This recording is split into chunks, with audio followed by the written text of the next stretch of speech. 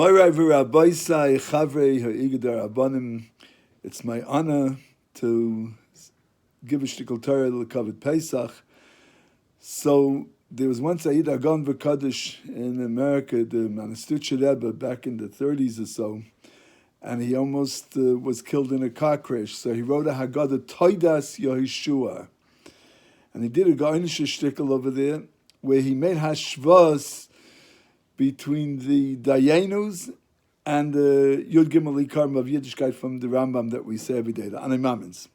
I translated this in 1997 and retranslated it again a number of times, so I want to read it to you in Hebrew and in English. We'll start. Kama malas tovus lamakam aleinu ilu haitzianu mimitzrayim v'layoseb hem shvatim dayenu.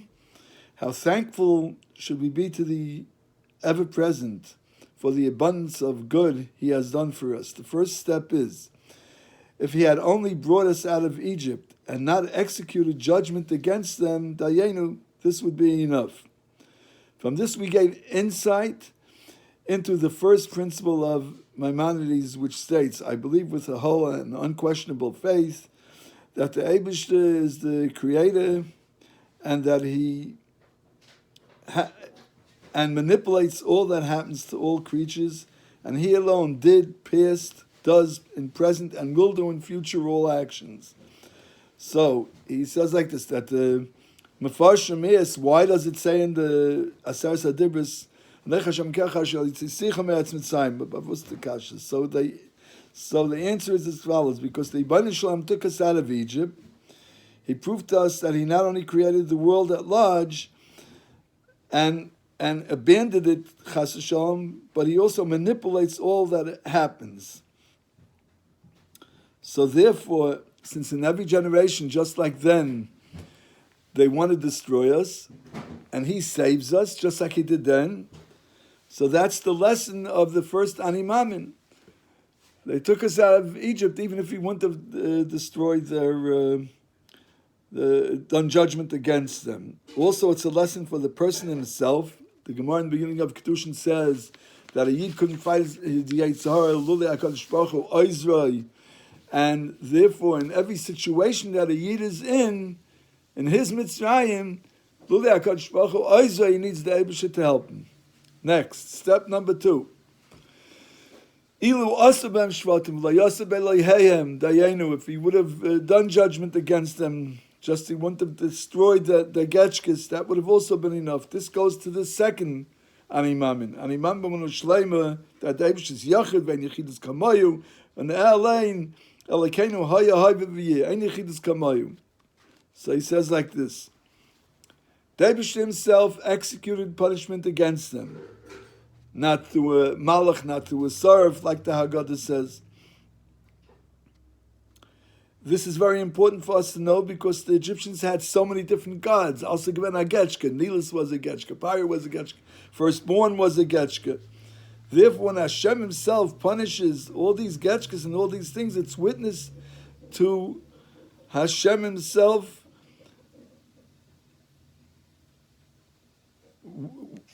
it's not like the other Getchkas that there are many gods, there are many people, there's paris, there's many waters, there's needles, there's many firstborn.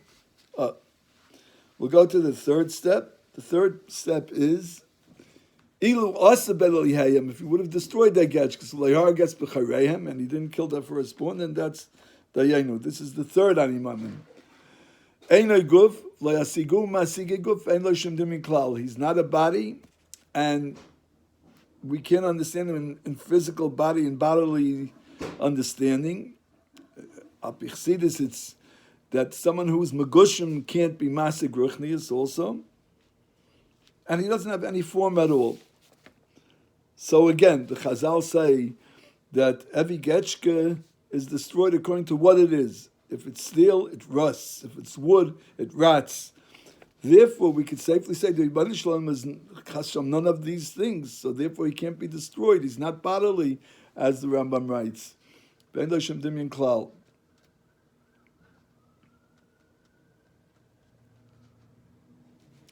And Imam B'Mon the next one is Shabbai Yisbal Shmei Hurishin V'Achron. He's first and last. which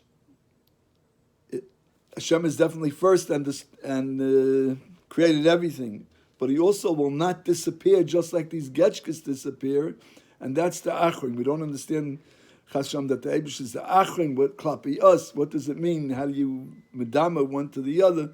But what it means is that all these other things are Achrim. They all disappear and have no existence after a short amount of time. Not so. The Rebbeinu Shalom, He's for eternal.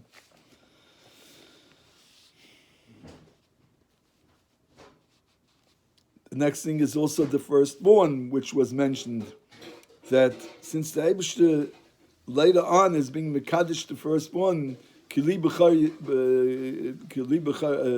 the Becharim belong to the Eibishter, Kadesh Kol Bechar, and also Klal Yisrael ourselves we are the Eibishter's Bechar. So therefore, he, so to say, in exchange, just like a Pidin Aben and a Petach Hamar, in exchange, gives credit and precedence to the firstborn, so that's also part of this. Okay, we'll go weiter.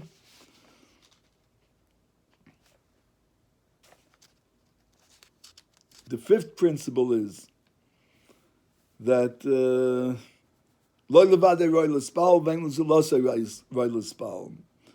so we know that Pari called in Moshe and Aaron.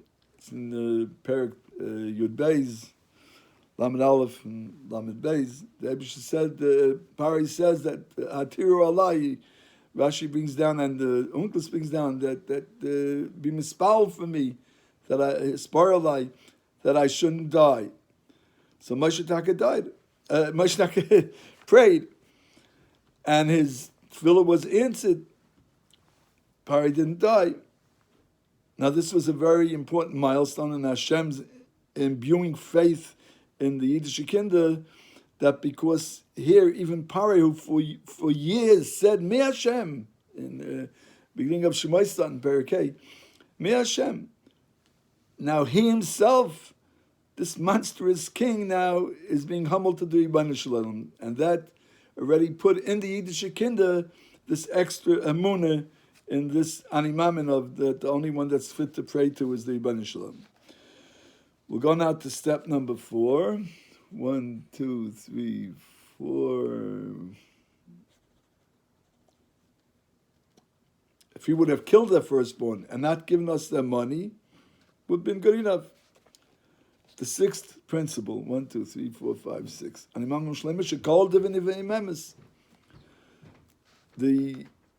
Avram Avinu was mispal that the Eden should go out of Mitzrayim with physical possessions, large amounts of possessions. Rashi says this refers to money.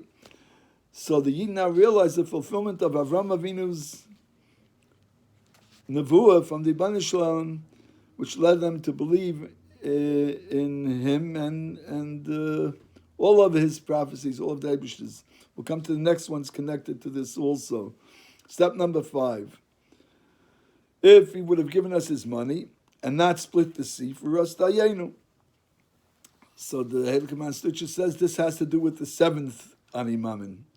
That what? That the faith that the prophecy of Moshe Rabbeinu was true, and that he was the father of all prophecies, both those before him and those that are after him. Since the Medrash says that all the Avadim and the Shivchis said Zakeli Van Veyu, and they sang together one prophecy. All the Eden said was Yashir. It was spontaneous, and it was the same exact words. It was obviously Mamash Nevuah that came to all the Yiddish Kindlech at the same time. So Hashem did this in order for them to gain faith in his prophecy, in the Rebbeinu Shalom's prophecy. However, before that was Moshe Rabbeinu first. Was Vayaminu B'Hashem of Moshe Avdoi. Moshe Avdoi, says the Targum, Ben Vuasa de Moshe. So from believing in Moshe Rabbeinu's prophecy, they themselves gained the prophecy, and they also gained the 7th Animamin, that Moshe Rabbeinu's prophecy was greater than all those before him, referring to Avram's that we just spoke about, Avram Avinu's, and Oz that we had by Oz Yashir, and that all Yiddish Kindle will have for the rest of the generations. Step number 6. if he would have split the sea for us and not brought us through it, dried up. In other words, the Rajbam and the Ian Tfil over there brings that it means that maybe if we would have gone through part water and part mud. So dayenu. What do we have from this? What spiritual gain do we get from this? To answer this, so we have to look at number 10. And Imam B'Munah Shleima, that Eibush is manish l'misha yava mitzvaysav, v'yigmul tev l'misha yishmer mitzvaysav. Yisrael said, this is in Shemais Perek Yud Ches, Pasuk Yud Aleph, it says, now I know that Hashem, Mati dati ki godla Hashem mikol Elohim, because he knew, as Rashi and the Targum brings down over there, he knew what the Mitzrayim were planning against the Yiddish Kinnuch. And now they wish to Mida Keneged Mida, drowning them, just like we had in the Megillah with Haman with the Eitz. Therefore, we gain spiritual on a spiritual level by realizing that the same thing that Yisro knew for a fact, that Hashem knows what human beings think, is now being carried out, because especially by the Goyim, that the Nene shall be Machshava, by Machshava Ra. Good. Step number 7. If he would have brought us through the dried up sea and not drowned our oppressors, that would have been good enough, right?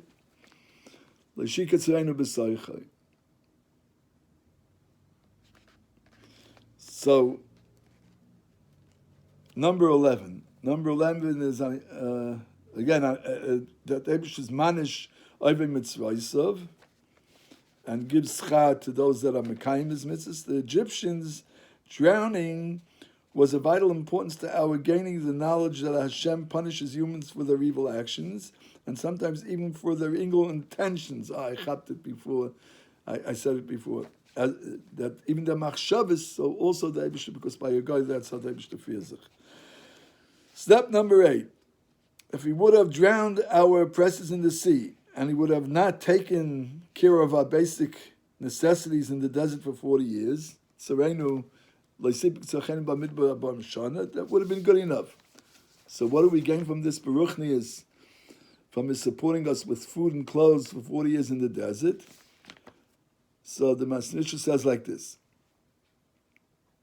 The second part of 11, which is Yigmul Tov Mishi Yish Mitzvaysav, the Eibush gives schar for the Shemei Mitzvaysav, and also number 10, which is that the Eibush is Yodea Kol Ma'is Yad Mechol Ma'ashvoisam Yitzchak Libim Hamevin Kol Ma'iseihem. So he says like this, that the Eibush knows exactly what everyone needs. Cyber Gashmis, Cyber Ruchnis, eat the man. You couldn't take more, you couldn't take less. You came home with the amount that your family needs. Of course, there's a lesson about Panasa as well, that the Eibush knows exactly what we need and gives us what we need. Yeah, okay. Number 9, Dayenu. If he would have taken care of our basic necessities for 40 years in the desert and not given us the man, would have been good enough. What do we gain from the man? So the answer is also in schar for Shemei Mitzvahs of individual divine providence, which was abundant. The food was just enough every day, no more, no less. The eating of the manna also contained many miracles. They didn't have to go get rid of the bad parts of the food. And everything tasted exactly according to a person's taste, and the sufficient amount was provided. Step 10. If he would have given us manna to eat and not given us the Heilige Shabbos, this would have been good enough. Now we must understand we would have existed without the Holy Shabbos. How Chazal say one who keeps Shabbos is considered as if he kept the whole Torah. So why does Rabbi Akiva say the Dayanas were made by Rabbi Akiva say that the man would have been enough if he had not given us the Shabbos up? So the answer is in another step in believing reward and punishment, which is principle 11. Shabbos was given to the Jewish children on 2 occasions: at Mara, when they complained about the water being bitter, and at the giving of the manna.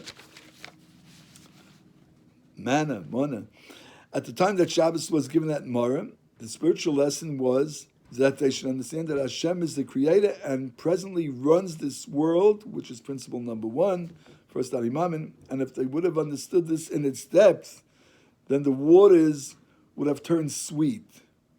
But because the same one that created the bitterness can change it to sweetness, as also part of the first Animamin, so this was their lesson now. However, when the Ibn Hashem spoke about Shabbos at the Pasha of Man, which is Shmois Tazayin, this was in order to prepare the Jewish people for the receiving of the Torah, being that they had been in Egypt for so many years, they needed an extra spiritual cleansing, as the Zohar says. This is what the Sfira is all about between Pesach and Shavuos. So the eating of the manna had in it such spiritual depth, as Chazal say, that the Torah couldn't have been given except for the generation that ate the manna. This is in the Dayenu of number 10. 11, 12, yeah, that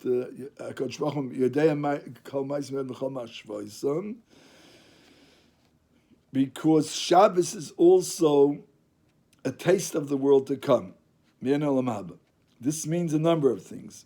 Either that the beauty of Shabbos can neither be matched nor described in this worldly terms as anyone who keeps Shabbos can tell you, or that on a deeper level, Shabbos reminds us that there yet will be a time when Hashem will renew the world, when after 6,000 years, after Mashiach's coming, it should be today, and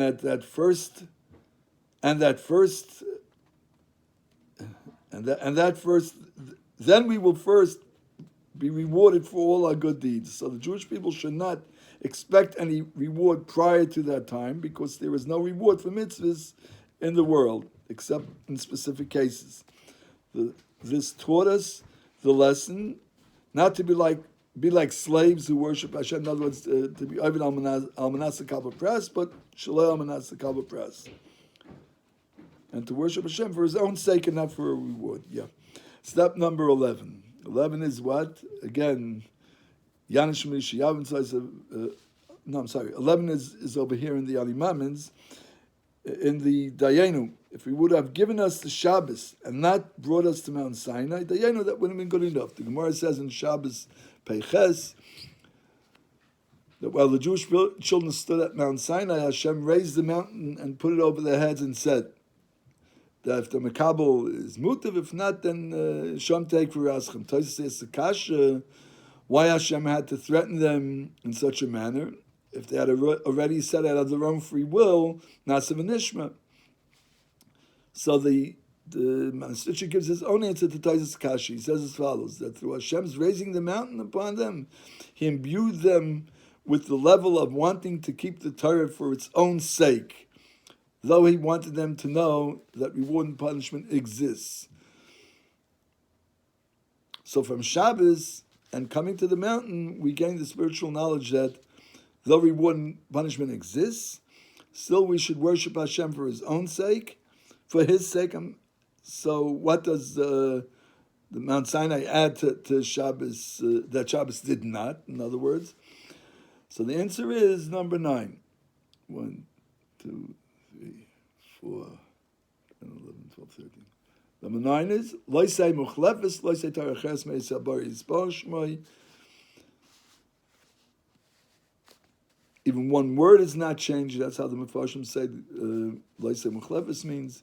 The coming to Mount Sinai and is raising the mountain above us, imbued us with the belief that the Torah is for eternity and that we should accept it as such. Because the sages teach us that Shabbos is equivalent to all the commandments and that Shabbos should be for your generations and eternal covenant. I see La'olam. All the other commandments are also for eternities. So what do we gain from Mount Sinai when the same spiritual lesson can be learned from Shabbos, which is Dayenu step number 11? There must be another gain, from Mount Sinai.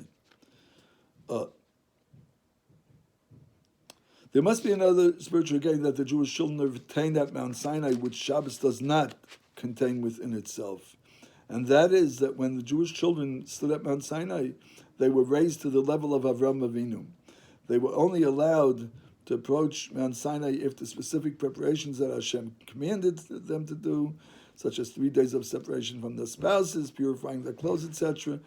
The spiritual cleansing was not due to their having been in Egypt like other kinds of cleansing, but it was a cleansing from the sin of Eve, Chazal say, from the nachash, from the oven, from the nachash. Yeah. So since the nachash injected within them and all the future generations a spiritual impurity which stayed with all humans, when the Yidden came to Mount Sinai, the holiest moment in the history of the world, they were cleansed from the impurities of the Nachash, Chazal say. And this allowed them the courage to say, Nasa v'nishma. These words elevated them to the level of Avram Avinu, of whom the Mefarshim say that he performed all the mitzvahs of the Torah. His limbs were so holy, so now they also were so holy and were able to, on a spiritual level, to say Nasa v'nishma. Which brings us to number 12 of the Dayenu. If he would have brought us close to Mount Sinai and not given us the Torah, Dayenu, this would have been good enough. Because the limbs would have, by themselves, teach them how not to transgress the sin and how to do the mitzvahs on the level of Avram Avinu. However, these lofty levels had its faults as well, because even though for the moment it was great, still Hashem knew that it would not last eternally.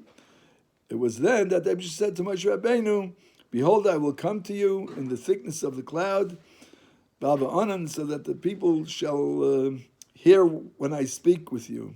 Because Hashem would rather that we perform His mitzvahs mitzvah v'aisa than not mitzvah v'aisa and not out of a spiritual high. Avram Avinu was roilekach, we were not roilekach. This goes along with what Chazal say. Greater is one who performs the mitzvahs mitzvah v'aisa and any mitzvah v'aisa. This brings us to principle number 8. Remember, that the whole Torah which is found in our hands is the same one that was given to Moshe Rabbeinu. Kol v'shalom. From this act of Hashem commanding them, they become closer to Him, and the Jewish people also became eternal, like the giver of the Torah, as the Zohar states. Hashem and the Torah and the Jews are all one. So v'rais of Kushbichu Chadu. Greater is one who is commanded has its virtues, one of which is that since we are adhering to His Torah, we are entitled to reward. However, this has problems too, which is that only one who is commanded to adhere to the Torah is given the test of the evil inclination. The Yetzer Hara comes in, which is a lifetime's work. Brasi Yetzer Hara, Brasi Torah Tavlin. All this brings us to number 13, which is the animamin that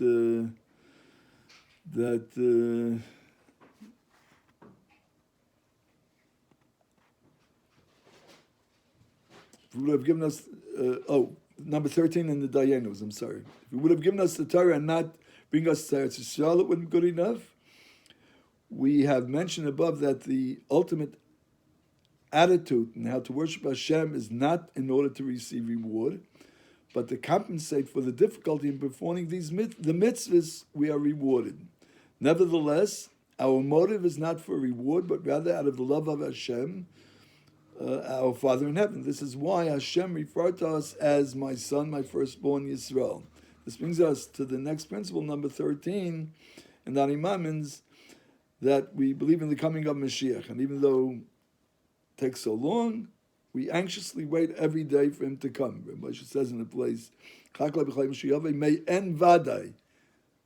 Jed glaubt, may en vadai, als hein kein Mashiach kommen, als haben unsere Babas und Seides geglaubt. Das ist noch straight, der ist coming. Since we are His children, He must come and bring us back home. We're His children.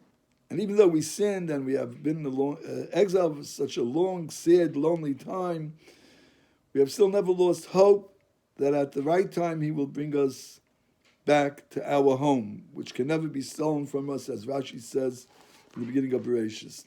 Now, a yet higher purpose of returning us to the land of Israel is, of course, the rebuilding of the temple, which would make whole the unity and connection, the yichud and dveikis between the Yiddish Kinder and Avinu Shabbat Shemayim, which brings us to the final step of Dayenu.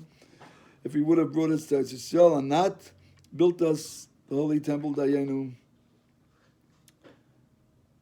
the fact that he built us the holy temple for us added to our faith and security in Hashem, which brings us to the final principle, number 13, that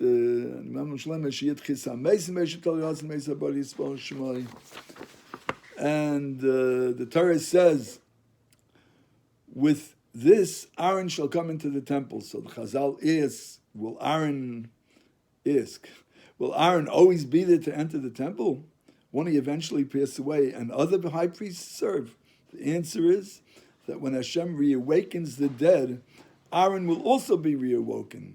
Then he will be the high priest, as I state in the Megillah Amukas, in the Gemara Sanhedrin, Tzadik Amud Beis. So the Eibishter helfen soll solche sein, a freilichen, wie sagt man bei Chsidim, a kosher in Purim and a freilichen Pesach.